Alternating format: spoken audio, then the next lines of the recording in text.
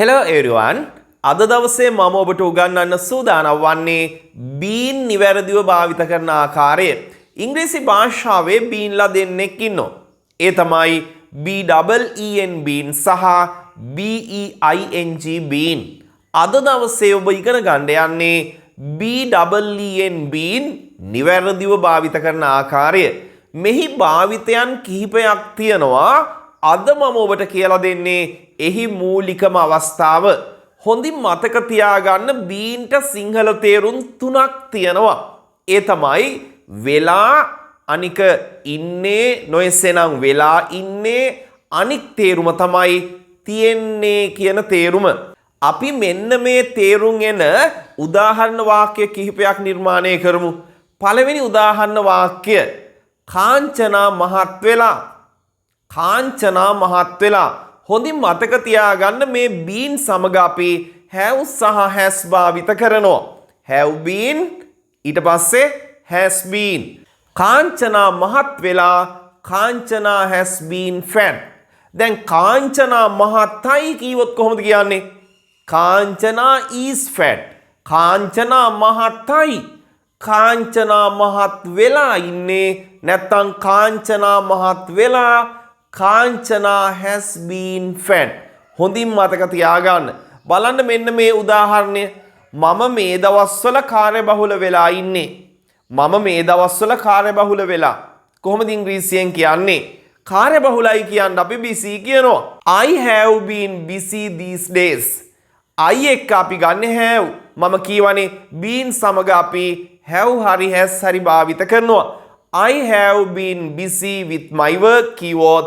මම මගේ වැඩ එක්ක කාර්යබහුල වෙලා ඉන්නේ. I am busy කියන්නේ මම කාර්යබහුලයි. I am busy මම කාර්යබහුලයි. I have been busy කිව්වොත් මම කාර්යබහුල වෙලා ඉන්නේ.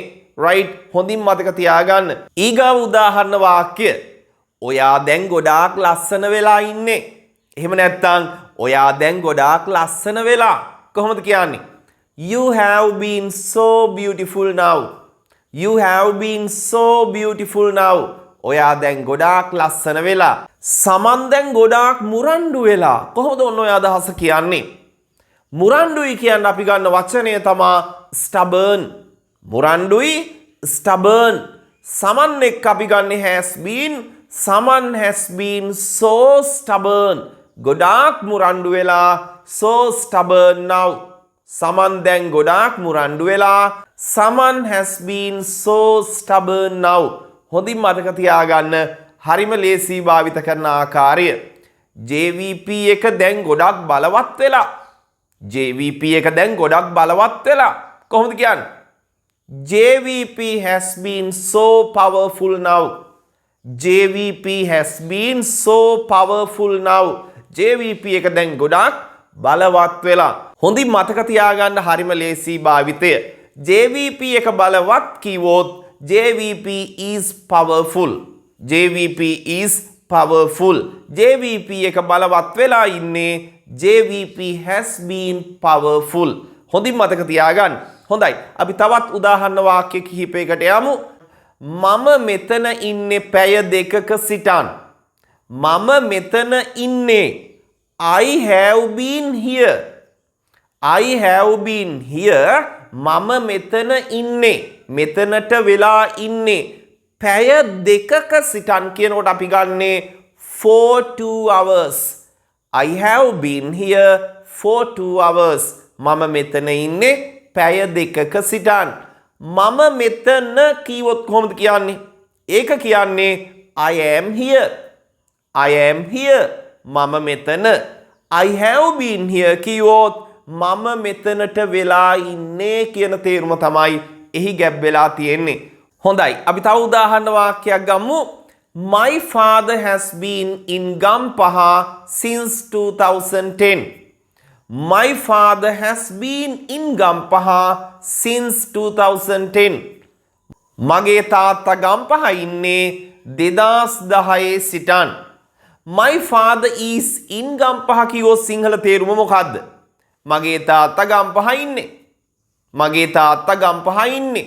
දැන් ඔබට කියන්න ඕන ගම්පහ ඉන්නේ කොච්චර කාලයක සිටන්ද කියලා. මෙන්න මේ වගේ අවස්ථාවකදී තමයි අපි බහුලවම have been සහ has been භාවිත කරන්නේ. My father has been in Gampaha since 2010. මගේ තාත්තා ගම්පහට වෙලා ඉන්නේ 2010 සිටන්. ඔබට කිසි විටකවත් my father is in Gampaha since 2010 කියලා අදහස ප්‍රකාශ කරන්න බෑ. එහෙම කිව්වොත් අදහස සම්පූර්ණයෙන්ම වැරදි. අපි තව උදාහරණ වාක්‍යයකට යමු. She has been in the room for 2 hours. She has been in the room for 2 hours. ඇය කාමරයේ ඉන්නේ පැය දෙකක සිටන්. ඇය කාමරයේ ඉන්නේ පැය දෙකක සිටන්. ඔබට අවශ්‍ය වෙනවා ඇය කාමරයේ ඉන්න කාලය සඳහන් කරන්න.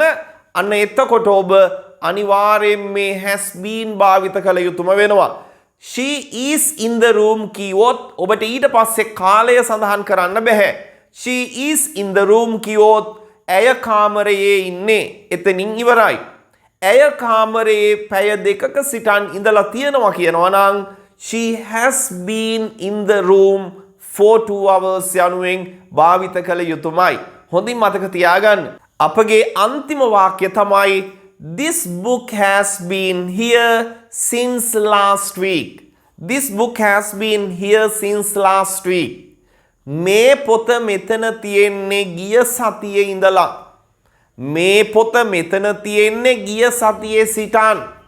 This book has been here since last week. මේ පොත මෙතන තියෙනවා වගේ අදහසක් කොහොමද කියන්නේ?